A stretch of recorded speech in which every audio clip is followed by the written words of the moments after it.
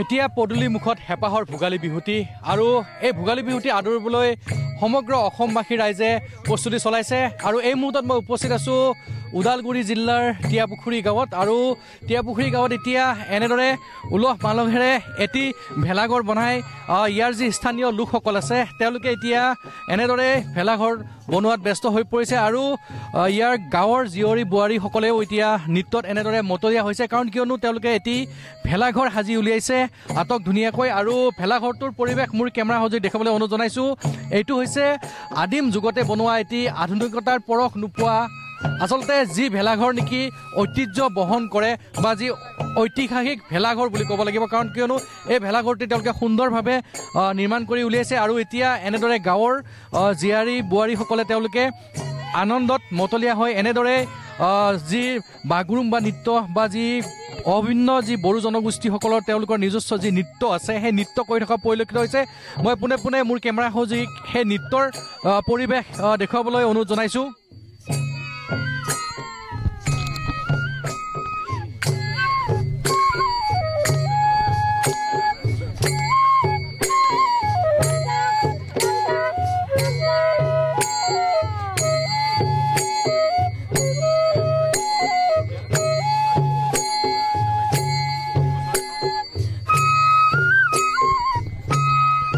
এনেদৰে তেওঁলোকে চিফুং বা খামৰ বা তালৰ সুৰে সুৰে এতিয়া এইসকল জীয়াৰী বোৱাৰীয়ে তেওঁলোকে এনেদৰে নৃত্য কৰি থকা পৰিলক্ষিত হৈছে আৰু যিহেতু ভোগালীৰ নিশা তেওঁলোকে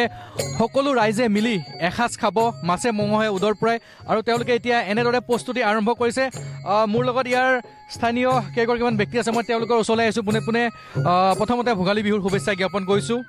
কি ক'ব যে যিহেতু এটা কৃত্ৰিমতা নোহোৱাকৈ যি পুৰণিকলীয়া এটা ভেলাঘৰ আপোনালোকে নিৰ্মাণ কৰি উলিয়াইছে ইয়াত কেনেদৰে কি থাকিব ভোগালীৰ দিনাখন আপোনালোককো আমি ভোগালীৰ ওলগ জনালোঁ আগতীয়াকৈ আমাৰ বিশেষকৈ আমি পৰম্পৰাগত যিটো ভেলাঘৰ এই ভেলাঘৰটো আমি নিৰ্মাণ কৰি আহিছোঁ প্ৰতি বছৰে আমাৰ গাঁৱত আমি 150মান মানুহ আছোঁ তাৰে কেইঘৰমান ভকতীয়া বাকীখিনি আমি একেলগে প্ৰতি বছৰে আমি ইয়াতে ভোজ ভাত খাওঁ উৰুকাৰ দিনা ইয়াত আমাৰ খেল সমিতিৰ সভাপতি মই নিজে সম্পাদক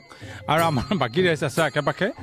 আমি এই ঘৰটো কোনো কাৰণতে আমি বিকৃত হ'বলৈ দিয়া নাই কাৰণ এইটোৱে আচলতে ভেলাঘৰ গতিকে ইয়াৰ যাতে ঐতিহ্য ইয়াৰ পৰম্পৰা যাতে ৰক্ষা পৰে তাৰ কাৰণে আমি প্ৰতি বছৰে আমি একেলগে গাঁৱে একেলগে এসাঁজ ভাত খোৱাৰ আমি মানস কৰি আহিছোঁ আৰু খাই আহি আছোঁ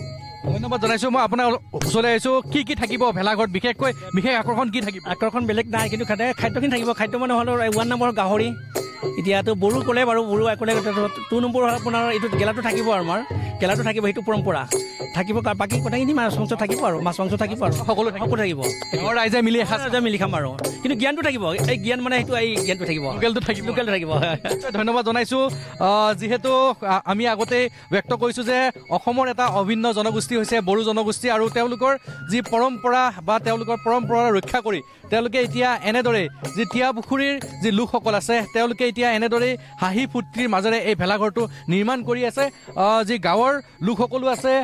মই যদি তেওঁলোকৰ পৰা কিছু কথা ল'বলৈ পাৰোঁ তেওঁলোকৰ ওচৰলৈ আহিছোঁ বাইদেউ ভেলাঘৰত কি থাকিব মাংস কি থাকিব মাংস ভেলাঘৰত সকলো মাংস থাকিব মানে ব্ৰইলাৰ গাহৰিটো থাকিবই সেইটো থাকিবই লাগিব কিন্তু আমাৰ পৰম্পৰা ভেলাঘৰৰ অতি আটা দিনৰ পৰাই এইটো ভেলাঘৰ আমাৰ অতি পৰম্পৰা গতিকে সকলো থাকিব আমি মিলিজুলি 183 ঘৰ গিৰিয়ে এই ভেলাঘৰটোত আমি ভোজ খোৱা হ'ব গতিকে পিঠা চিঠা সকলো থাকিব টেকেলি মুখত দিয়া বিশেষকৈ সেইটো থাকিবই লাগিব আৰু তেল পিঠা শুকান পিঠা এই তিনিটা থাকিবই লাগিব আৰু কতই কি বনাব কিবা তেলৰ লাড়ু কিবা কিবি বহুতো আনিব বনাই পেলাই ইয়াতে মিলিজুলি সকলোৱে চাহ ভোজ গোটেই খোৱা হ'ব গতিকে অহা বুধবাৰে ৰাতিপুৱা নদীত সকলোৱে গা ধুবলৈ যাব যাই পেলাই তাৰ পৰা আহি পেলাই ধুনীয়াকৈ তাৰ কিছুমান নীতি নিয়ম আছে আমাৰ অতি পৰম্পৰা এনেকৈ ভেলাঘৰত গোটেইখিনি ঘূৰি পেলাই জ্বলাই দিব এজন ল'ৰাই জ্বলাই দিলে আমি গোটেই ভোজনি দিব লাগিব আৰু ধন্যবাদ জনাইছোঁ সকলোখিনি তেওঁলোকে জনাইছে বাইদেউ আপোনালোকেও ইয়াতে আহিছে আপোনালোকে ভেলাঘৰত নিশ্চয় খানা খাব নহয় আমি খাম আমি প্ৰতি বছৰে খায়ে থাকোঁ এইবাৰো মানে অলপ উলা মাহেৰে বেছি মানে আনন্দৰে মানে এইবাৰো তৈয়াৰী কৰিছে আৰু তৈয়াৰ কৰিছোঁ মানে নিশ্চয়কৈ দেখুৱাইছোঁ পৰিৱেশটো এয়া হৈছে টিয়াপুখুৰী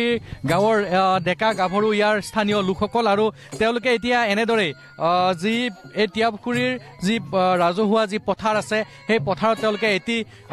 পৰম্পৰাগতভাৱে এটি ভেলাঘৰ নিৰ্মাণ কৰি উলিয়াইছে আৰু এনেদৰেই এইসকল যুৱতীয়ে এতিয়া তেওঁলোকৰ যি পৰম্পৰাগত নৃত্য সেই নৃত্য কৰি থকা পৰিলক্ষিত হৈছে আৰু এয়া আছিলে ওদালগুৰি জিলাৰ টিয়াপুখুৰীৰ এক উৎসৱমুখৰ পৰিৱেশ আৰু আগতীয়াকৈ তেওঁলোকে এতিয়া এনেদৰে পৰম্পৰাগতভাৱে ভেলাঘৰ নিৰ্মাণ কৰি এতিয়া তেওঁলোকে ভোগালীক আদৰিবলৈ তেওঁলোকে প্ৰস্তুতি চলাইছে।